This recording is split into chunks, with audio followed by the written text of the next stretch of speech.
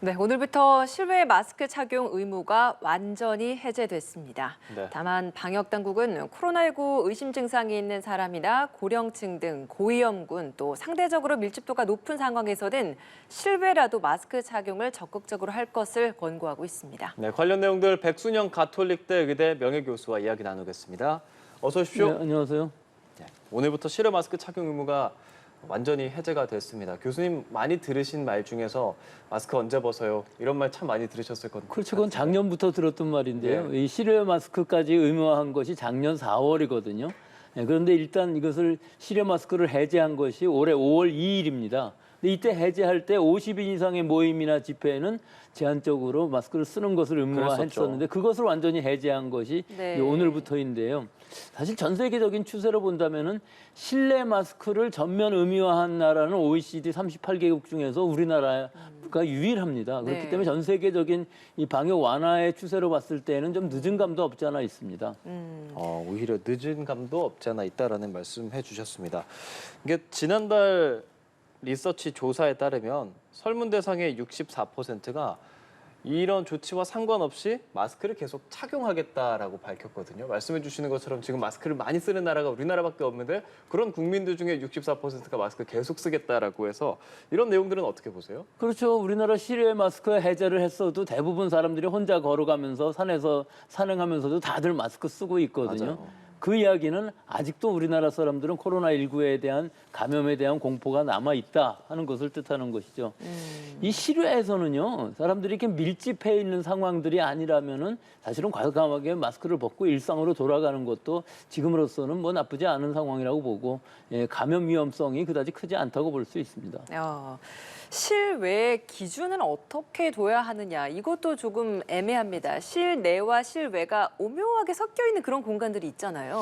그 기준은 어떻게 두고 있습니까? 그 기준 중에 사실은 제가 제일 애매하다고 보이는 것이 고척 돔인 경우 위에를 열었을 때 한 면만 열은 거거든요. 예. 사면은 다 실내가 돼 있고요. 네. 근데 기준으로는 천장이나 지붕이 있는 상황에서 3면이 막혀 있으면은 실내라고 봅니다. 그러니까 한 면만 뚫려 있으면은 환기가 아무리 잘 되더라도 실내이고요. 네. 두 면이 뚫려서 자연 환기가 잘 되는 환경이라면 그것을 실외로 간주하는 것이기 때문에 사실 기준은 그렇습니다. 네. 그럼 과연 이 해제로 고척돔인 경우 위에를 열었을 때 이걸 실내로 볼 것인지 아마 저는 실외로 볼 것이라고 생각을 하는데요. 그런 부분들이 아직도 애매한 부분들이 분명히 있기는 합니다. 그러면 지하철 같은 경우에 저희가 기다릴 때 실외 승강장인 경우들 있잖아요.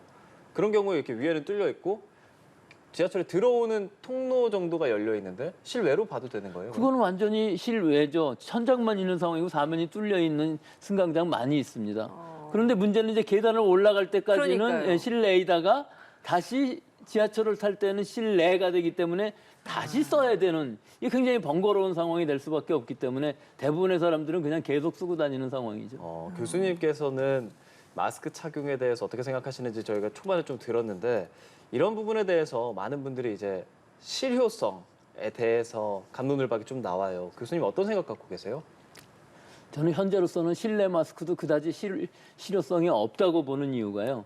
우리가 현실적으로 카페나 식당 같은 데에서 몇 시간씩 마스크 벗고 이야기하는 경우들이 많이 있거든요. 예. 그리고 또 운동 경기장 같은 데에서도 취식이 허용되는 곳이 있고요. 영화관에서 팝콘 먹을 수 있고요. 마트에서 시식할 수 있고요. 또 어떻게 보면 제일 한심하다고 볼 수 있는, 뭐 한심하다고 얘기하면 너무 과장됐습니다만은 젊은이들이 많이 가는 클럽 같은 경우에 있어서는 몇 시간 동안 음주 가무를 하면서 마스크 쓴 사람 거의 없어요. 그러니까 현실은 그런 상황이기 때문에 실제로 실내에서의 마스크를 권고로 바꾼다 할지라도 지금과 그다지 변하지는 않을 것이다 하는 것이 제 예상이고요. 다만 우리나라는 좀 다른 나라들하고 다르게 좀 더 보수적으로 한다면은 네. 그 대중교통 지금 우리 KTX나 고속버스 같은 데서는 취식이 허용되고 있거든요.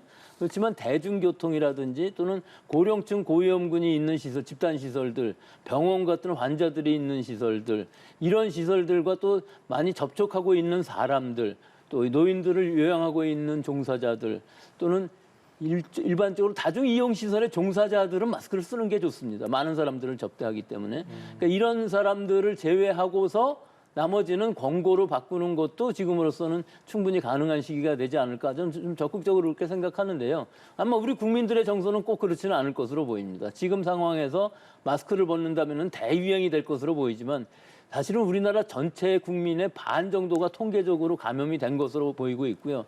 그중에 진단받지 않은 숨은 감염자만 해도 뭐 그거의 한 반 정도 될 것으로 보이기 때문에 적어도 60~70%는 자연 감염이 된 상황이기 때문에 면역력이 아무리 감소를 한다고 해도 앞으로 당분간 겨울이 지날 때까지 큰 유행, 또 유행이 온다 하더라도 의료체제에 부담이 갈 만한 그런 상황은 오지 않을 것으로 보이기 때문에 지금 전 세계적인 추세에 맞춰서 뭐 가능한 한 빨리 방역 완화의 수순을 밟아가는 것이 옳은 시기라고 보겠습니다. 실내 마스크조차도 그 착용을 의무화하는 것은 좀 과도하다. 이것 역시도 조금씩 해제해 나갈 필요성이 있다. 이런 말씀을 그렇죠. 해주시는 그런데 건데요. 그것을 권고로 바꾼다고 해서 과연 우리나라 사람들이 실내 환경들에서 마스크를 많이 안 쓸까요? 이 고령층이라든지 고위험군들도 자기가 증상이 있는 사람들은 뭐 꼭 써야 되는 것이고요. 예. 이 마스크 착용이라는 것은 사실은 자율적으로 하는 것이 훨씬 더 효과적일 수 있는 그런 부분도 있다고 봅니다. 그러니까 이게 사실 그 국민들에게 전해지는 의식이 마스크 착용이 아예 불필요하다라고 인식이 되는 경우도 있을 것 같아서요. 근데 사실 불필요한 것과 착용하지 않아도 된다라는 건 좀 다른 의미 아니겠습니까? 그건 전혀 다른 의미입니다. 예. 우리가 제일 경제적으로 가성비 좋은 이 방역의 방법은 마스크 쓰고 손 잘 예. 씻는 거거든요. 그리고 환기 잘하는 건 물론 들어가죠. 그렇지만 그 마스크 쓰기를 의무화하는 것과 권고하는 것의 차이가 과연 얼마나 될 것이냐. 저는 우리나라 국민들의 그 방역, 생활 방역 철저히 하는 것을 보게 되면은 지금 실외 마스크만 해도 그렇지 않습니까? 네. 실내 마스크를 일정 부분 권고로 바꾼다 하더라도 국민의 불편은 덜면서 방역에는 큰 차이가 없을 것으로 예상을 합니다. 예. 예. 모쪼록 오늘부터는 이제 실외에서 마스크 착용 의무가 완전히 해제가 됐단 말이죠. 그렇지만 그럼에도 불구하고 좀 조심해야 하는 특정 뭐 계층이라든지 연령층 이런 것들이 있겠죠. 제일 중요한 것이 이 실외를 할지라도 다 같이 응원하는 관중이 그렇게 많지 않으면 모르는데 너무 모여서 어깨동무하면서 노래도 부르고 함성을 지르면서 이렇게 있을 경우에는 사실은 마스크 쓰는 것이 좋을 것으로 보이고요. 예. 또 하나는 시위 집회, 작년에 그 8.15 집회 같은 때에서도 그때 바이러스보다 지금 바이러스가 훨씬 더 감염력이 높거든요. 그렇게 많은 사람들이 모여 있으면서 거리 두기가 어렵고 장시간 같이 있는 상황들에서는 마스크를 쓰는 것을 권고드리고 싶고요. 또 감염 가능성이 높은 사람들, 즉 고령층이라든지 또는 고위험군들, 면역 저하자가 있으신 분들은 방어 목적으로 마스크를 쓰시는 것이 좋을 것으로 보이고 또 하나 마지막으로는 본인이 증상이 있을 경우 즉 인후통이라든지 기침이라든지 발열 같은 것이 있을 때에는 뭐 다른 사람의 감염 예방을 위해서 마스크를 꼭 착용하는 것이 좋을 것으로 보입니다. 예, 그 실외 공연장이나 경기장, 뭐 앞서 돔구장 같은 경우에도 실외로 아마 볼 것 같다라는 얘기를 하셨는데 실제로 다 좀 개방된 경기장도 있잖아요. 거기에서는 마스크 착용이 의무가 되지 않기 때문에 이제 벗고 충분히 편하게 관람을 하실 것 같은데 중간에 이제 화장실에 가는 경우가 있잖아요. 그러면 그때는 실내로 간주하고 마스크를 착용하고 이동을 해야 되는 거죠. 지금 규칙에 따르면. 그렇습니다. 예, 그 부분은 예를 들어서 뭐 핫도그를 사 먹으러 간다든지 예. 화장실을 간다든지 할 때에는 그 부분이 실내로 되어 있기 때문에 네. 정리가 막혀 있기 때문에 마스크 착용 의무가 남아 있는 상황이어서 네. 예, 그런 부분에 있어서 우리가 아직도 지켜야 될 부분이 있고요. 특히 마스크 쓰기도 중요하지만 거기서의 손 씻기 같은 이 접촉 감염도 중요하기 때문에 예, 지금 우리가 하고 있는 생활 방역이라도 잘 지킨다면은 지금의 유행 감소 추세는 계속 이어질 것으로 보입니다. 공연장 같은 데서 우리 한국 공연 문화 중에서 이제 떼창이라고 소위 말을 하잖아요. 모여서 이렇게 노래도 함께 부르기도 하고 뭐 어깨동무하고 춤도 추고 그런 상황에서 감염을 우려하시는 분들이 사실 있기는 하잖아요. 교수님께서는 이제 실외 마스크 해제에 대해서 좀 긍정적인 입장이니까 그런 우려하시는 분들께는 어떤 말씀 해주시겠어요? 그러니까 그게 또 실외하고 실내하고 다를 수가 있는 것이요. 예, 실외 경기장인 경우에 있어서는 사실 뭐 감염 위험이 그다지 크지는 않지만 실내 체육관 같은 데에서 그렇게 많은 사람들이 같이 떼창을 하고 어깨동무를 하고 장시간 마스크를 벗고 접촉을 하게 되면은 사실은 집단 발생이 일어날 가능성은 없지는 교수님 않습니다. 지금 이렇게 화면에 나가는 딱 저런 상황 정도를 저희가 생각하는 거잖아요. 그렇죠. 저 정도 위치에서 저 정도 실외라 위치면 그래도 괜찮아요? 실외라면은 뭐 큰 문제는 없을 그렇습니까? 것으로 보입니다만은 사실은 실외라도 하더라도 예. 저 정도 되는 상황이라면은 마스크 쓰고 있는 것이 낫겠죠. 그런 부분은 어느 정도는 좀 자율에 또 맡겨야 그렇죠. 하는 어느 정도는 거겠네요. 자율적으로 하는 것이 이 생활 방역이라는 것이 자발적인 마스크 쓰기가 중요한 시기라고 보고 있습니다. 예, 그러니까 계속 말씀하셨던 것처럼 이게 불필요한 게 아니라 강요가 아닌 권고이기 때문에 필요하다라고 스스로 판단이 되는 곳에서는 자발적으로 해주는 게 중요하다. 이렇게 좀 저희가 이해를 하면 좋을 것 같습니다. 이렇게 실외 마스크 착용 의무가 해제되다 보니까 자연적으로 이게 실내 마스크 착용 역시도 좀 잘 지켜지지 않는 상황이 되지 않겠느냐 이런 우려도 있는데 여기에 대해서는 어떤 말씀해 주고 싶으신가요? 예, 근데 뭐 지금 상황에서 보면은 실외 마스크를 해제했을 때에도 뭐 큰 불편도 없고 부작용도 없었거든요. 근데 지금 해제하는 것은 50인 이상의 그 제한적인 것만 해제하는 상황이기 때문에 아마 큰 변화는 없을 것으로 보이고요. 예. 뭐 실내 마스크도 아마 순차적으로 올 겨울이 지나가기 전에 일정 부분씩 제한적으로 해제할 가능성은 없지 않아 있다고 봅니다. 해외 같은 경우는 실내에서도 마스크 안 쓰는 경우도 많다고 했잖아요. 그런 경우는 뭐 이렇게 장소별로 좀 다릅니까? 마스크 착용 규정이? 대부분의 국가들에서는 뭐 전면 해제한 경우가 많습니다. 뭐 영국이나 미국 같은 경우도 뉴욕이 제일 유행이 심했었는데 뉴욕마저도 전체적으로 해제를 했기 때문에 일단 대중교통, 공항이라든지 혹은 비행기 안에서도 마스크를 쓰고 있지 않습니다. 예, 그렇기 그 때문에 장시간 비행을 하는 장시간 비행기 안에서도. 비행을 하는 미국은 나라가 크기 때문에 국내선도 3시간 뭐 5시간 이렇게 예. 가는 경우도 많은데 공항뿐만 아니라 모든 대중교통기관 안에서 마스크를 쓰고 있지 않습니다. 다만 병원이라든지 이렇게 요양시설 같은 데에서는 마스크 쓰는 것을 권고하고 있는 그런 상황 정도이기 때문에 네. 우리랑은 격세지감이 있는 상황이죠. 그러게 말이죠. 영국 같은 경우는 지난 1월 오미크론이 유행이 한창일 때 이미 마스크를 해제했는데요. 실내 마스크를 해제했는데도 불구하고 유행이 그다지 커지지 않는 상황이고 뭐 최근은 10,000명 이하로 확진자가 나오는 상황이기 때문에 우리나라의 경우에 있어서도 최고 유행 수준을 지나가서 지금은 굉장히 안정적인 시기고 우리 국민들의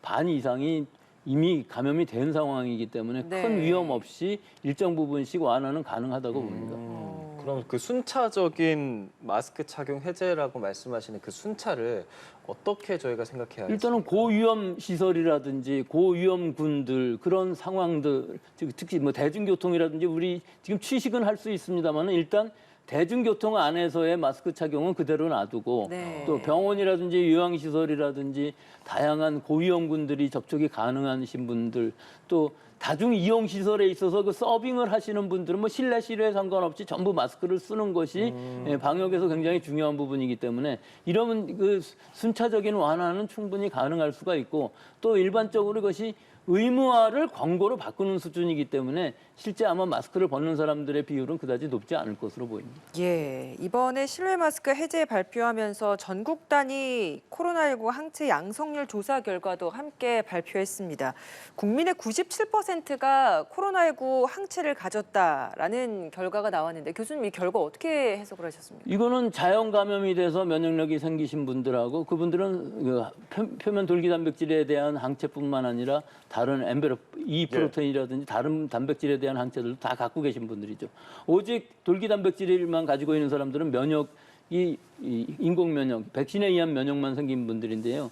이것들을 다 합쳐서 97.4%라고 그러면은 사실 우리가 처음에 얘기하던 집단 면역 예. 이 바이러스가 종식돼야 되는 시기인 것으로 보이지만 예. 그렇지 못한 하나의 이유가 이 오미크론에 있어서 BA.5라는 이 바이러스는 감염력, 즉 감염 재생산 지수, 한 사람이 몇 사람을 감염시키느냐 하는 감염 재생산 지수가 18.6이나 돼서 이 바이러스는 없어지기는 힘든 호흡기 바이러스인데다가 이 면역력이라는 게 시간이 지나면서 감소하기 때문에 종식은 불가능하죠. 하지만 이 정도 항체를 가지고 있다 하면은 우리가 감염이 되었을 때 중증으로 간다든지 사망한다든지 하는 것은 굉장히 낮아질 수가 있고 특히 우린 지금은 먹는 치료라든지 백신의 수급에 큰 문제가 없기 때문에 조기 치료만 잘 한다면은 풍토병화 할 수 있는 가능성은 충분히 있다고 보이고요. 네. 우리가 아닌 다른 지금 나라들은 그 풍토병화가 되어 있다는 것을 인정한 상황이기 때문에 방역을 완화한 것이고요. 우리는 아직은 그것이 관리 가능한 자신 있는 부분이 좀 아니다. 그런 부분들이 남아 있기 때문에 방역 통제가 남아 있는 상황인 거죠. 그 국내 미확진 감염자 비율이 19.5%. 그러니까 확진 판정을 받지 않았는데 감염됐던 사람이 5명 중에 1명이라는 말인데 이게 뭐 감염됐지만 증상을 모르고 그냥 지나갔거나 혹은 일부러 좀 검사를 안 받았거나 하는 사람이 상당히 많네요. 이거는 다른 나라에 비해서 많은 편은 아닙니다. 우리나라는 적극적으로 진단 검사를 했기 때문에 진단 검사에서 양성으로 나온 사람들이 더 많고요. 실제로 진단을 받지 않은 사람의 숫자는 해외 뭐 영국이나 유럽들에 비해서는 뭐 거의 반 정도밖에 안 되는 것으로 보이지만 어찌됐든 약 1,000만 명 정도가 그 숫자에서 나온 것이기 때문에 전체적으로 봤을 때는 지금 60~70% 이상이 자연 감염이 된 것으로 보여서 전체적인 국민의 면역도에서 일반적으로 이 자연 감염이 차지하는 비율이 굉장히 높다고 할 수 있습니다.